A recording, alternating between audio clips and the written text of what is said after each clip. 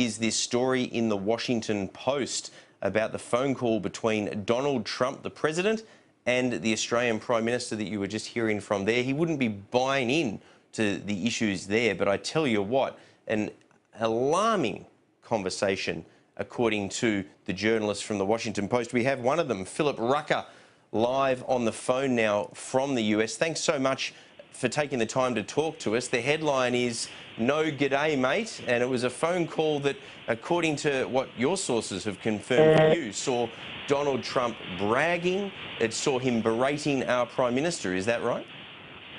That's correct, and good afternoon. It's good to talk with you. I'm here in Washington, and my colleague Greg Miller and I have reported, based on U.S. officials who have been briefed on the exchange, that President Trump blasted the Australian Prime Minister over the refugee agreement, the agreement that was reached before President Trump took office under Barack Obama to allow a number of refugees from Australia to come to the United States. Trump is very concerned about that. He feels that that is a threat to national security, and he got angry in the call. He blasted the Prime Minister, and he also bragged about how big his electoral college victory was in the United States, and after about 25 minutes in the call, it ended sooner than expected.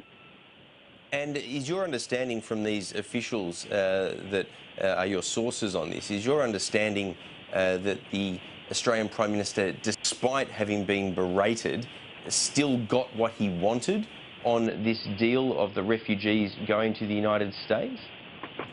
Yes, my understanding from sources familiar with the conversation is that the Prime Minister and President Trump agreed that a number of these refugees, about 1,200, would be allowed to be part of the screening process to enter the United States. But what President Trump said is that he would use, quote, extreme vetting to make sure that nobody who's dangerous would enter the United States.